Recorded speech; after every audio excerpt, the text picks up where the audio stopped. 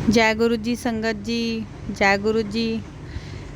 गुरु जी ने मेरे को सत्संग अटेंड करने का हुक्म बख्शा, तो गुरु जी का अनंतम शुक्राना मेरे मालिक का। अगर सत्संग करते हुए कोई भूल चूक हो जाए तो मेरे को माफ़ करना संगत जी। मैं अपनी मम्मी के घर गई थी, वहाँ पे एक आंटी मिले मेरे को, तो उन्होंने बताया कि बेटा मैं सत्संग के बारे में आपको बताना चाहती हूँ। तो मैंने बोला हाँ जी आंटी सुनाओ। तो आंटी ने बताया कि उनकी बेटी की शादी थी, तो कह रहे घर में तो पहले हालात हमारे ऐसे ही थे। तो जब रोटी कहते हैं कि रोटी हम इतनी अच्छी खाते थे, गुरु महाराज कहीं ना कहीं से पैसों का जुगाड़ कर देते थे।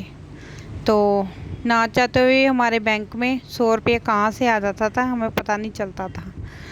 संगत जी देखो, आंटी ने मेरे को बताया कि जब उनकी बेटी की शादी हुई तो वहाँ पे जो लोग रहते थे वो बहुत उल्टा सीधा कहते थे आंटियों को कि ये तो शादी कर रही है, भूखे नंगे तो है, पता नहीं कैसे शादी कर रही है ये। मतलब जलते हैं जैसे लोग ना, देख के ऐसे ऐसे उल्टी सीधी बातें करते थे। तो उन्होंने जब शादी की अपनी लड़की की 5 स्टार होटल में की, बहुत अच्छे। तो आंटी के सामने ही जो उनके गली के लोग थे उन्होंने कहा कि इन्होंने कितने भुखे नंगे करो, इन्ने पैसे आ गए जो 5 स्टार च इन्होंने कुड़ी का विआह किया है ना, धूमधाम ना अच्छी तरह विआह कर रहे ना, कोई कितों पैसा आ गया। तो गुरु जी आंटी सत्संग करते हुए रो पड़े और उन्होंने मेरे को अपना सत्संग सुनाते रहे और रोते रहे। तो कहते मेरी बेटी की शादी इतनी धूमधाम से गुरुजी ने की, हमको नहीं पता पैसा कहाँ से आया और किस तरह लगा। गुरुजी ने बेटी की डोली अच्छी से डोली उनकी चली गई। और बाद में भी जो घर में होता है थोड़ा बहुता पैसों का लेन देन, वो भी अच्छी तरह गुरुजी ने संभाल रखा। तो आंटी बहुत खुश हो रहे थे कि गुरुजी की कृपा से मेरी बेटी की शादी इतनी धूमधाम से हुई, जो कि उनके गली के लोग इतना उल्टा सीधा कह रहे थे आंटी को। वो उनके बाद भी बोले इन्होंने भुखिया नंगिया ने पता नहीं कितों इन्ना पैसा लिया के इन्ना धूमधाम नाल बेटी का विआह कराया। तो आंटी कहते हैं संगत जी कि बहुत बहुत आभारी हूँ मैं अपने गुरु जी की। तो बहुत बहुत शुक्राना मेरे गुरु महाराज जी का। तो मैं सत्संग आंटी का जय गुरु जी, शुक्राना गुरु जी। जय गुरु जी संगत जी। जय गुरु जी। आज मैं एक और सत्संग आपसे शेयर करने जा रही हूँ। तो हुआ क्या, गुरु जी मुझे बार बार मैसेज दे रहे थे कि मैं तुझे मिलने आऊँगा, लेकिन मुझे नहीं पता था कि गुरुजी मुझे इस तरह दर्शन देने आएंगे। तो एक दिन रात का टाइम था संगत जी, मेरे घर में बहुत बड़ा सांप आ गया, हाथ से भी बड़ा। तो उस टाइम तो मुझे कुछ समझ नहीं आया, तो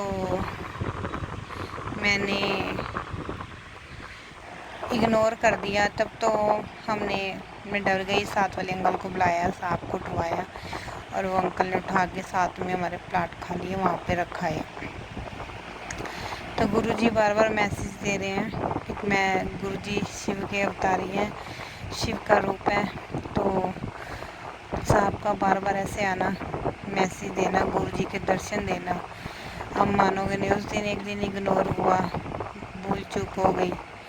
थोड़े दिनों बाद 4-5 महीने बाद फिर मेरी अलमारी के पास हाथ जितना सांप संगत जी फिर आया। तब भी मेरा दिमाग नहीं काम किया कि गुरुजी दर्शन देने आ रहे हैं, तो क्यों नहीं समझ पा रही है। तो संगत जी ऐसे मुझे गुरुजी ने दोबारा मैसेज दिया कि दर्शन देने आए, तो मैं तब मेरे को विश्वास नहीं हुआ कि गुरुजी मेरे को दर्शन दे रहे हैं। तो फिर क्या हुआ, फिर मेरे दोबारा से इग्नोर हो गया, डर गई, जैसे बंदा सांप को देख के डर जाता है। तो फिर भी मैंने उसको उठाया, साथ में प्लाट था वहाँ पे रखा ही। तो फिर हमारा थोड़ा टाइम बीता, उसके बाद फिर हमारे घर में हाथ से थोड़ा बड़ा सांप आया। और सांप आते थे एकदम शाइनिंग वाले डब्बे डब्बे, और जैसे हाथ नाक का बना होता, पूरा मुंह ऐसे फन करा होता था। तो थर्ड टाइम जब आया, मेरे बेटा कह रहा मम्मी ये तो वही पब्बू आया है। तो मैंने कहा पब्बू? मैंने जब उठ के देखा, हाथ से भी बड़ा सांप, इतना शाइनिंग मार रहा। और मेरा बेटा कह रहा मम्मी इसको जल्दी उठाओ। मैंने क्या किया, मेरे को उस टाइम भी कोई समझ नहीं आया, तो मैंने जल्दी जल्दी, वो कूड़ा उठाने वाला होता है, तो उसको लिया, उसमें सांप को डाला। और साथ वाले प्लाट में सांप इतनी तेज़ की हिल रहा था कि मानो ना संगत, संभालना मुश्किल था। फिर मैंने उसको उठाया, साथ वाले पलंग में प्लाट में रखाई। तो फिर थोड़े दिन गुजरे, गुरुजी का मैसेज आया। तो फिर मैंने अपने सर पे हाथ फेरा कि गुरुजी शिवजी के अवतारी हैं, वो बार बार आके मुझे कुछ समझाना चाह रहे, लेकिन मैं समझ नहीं पा रही थी। तो उसके बाद मैंने गुरुजी से क्षमा मांगी। आप मानोगे नहीं संगत जी, एक बार, दो बार, तीन बारी गुरुजी ने मेरे को आके दर्शन दिए सांप के रूप में। शिवजी के अवतारी मेरे गुरु महाराज परमेश्वर। तो ये मेरा छोटा सा सत्संग था, और मैं एक्सपीरियंस अब आगे रखूँगी। बहुत बहुत शुक्राना मेरे गुरु महाराज, मेरे मालिक का। ओम नमः शिवाय, शिवजी सदा सहाय। ओम नमः शिवाय, गुरुजी सदा सहाय। जय गुरु जी संगत जी, जय गुरु जी। मैं आपके साथ एक और सत्संग अटेंड करने जा रही हूँ। तो आंटी का मेरे को कॉल आया था, तो उन्होंने मुझसे पूछा कि बेटा, उनके मोढे में बहुत दर्द होता था, पूरी बाजू में।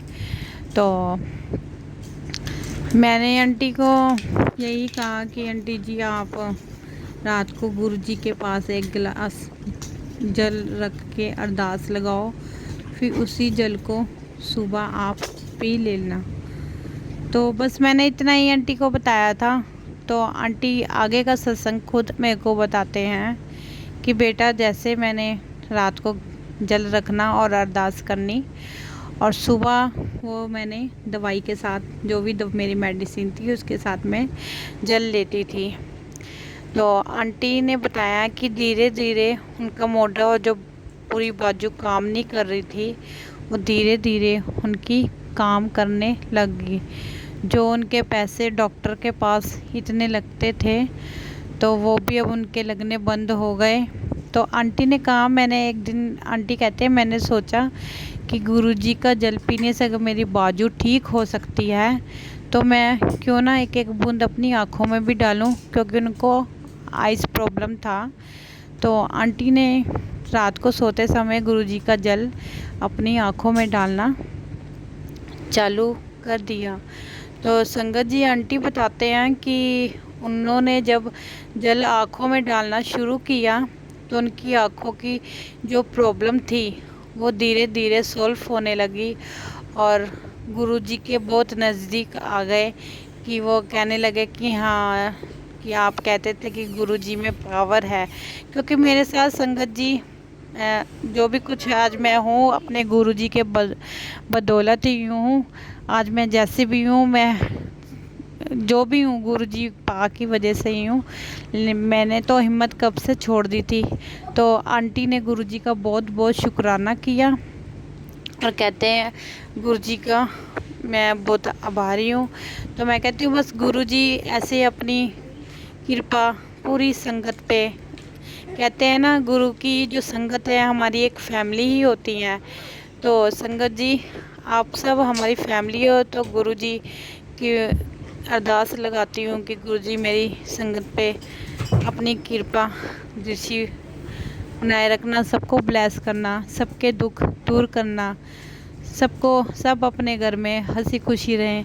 और वैसे भी गुरुजी का, जिसके ऊपर गुरुजी को जब हम मानते हैं, तो गुरुजी तो खुद ही सबका ध्यान रखते हैं, हमें कुछ कहना नहीं पड़ता। तो गुरुजी, आपका नमता शुक्राना मेरे गुरु महाराज मालिक का। तो गुरुजी के संग आओ हम थोड़ा सा ओम नमः शिवाय, शिव जी सदस्य, ओम नमः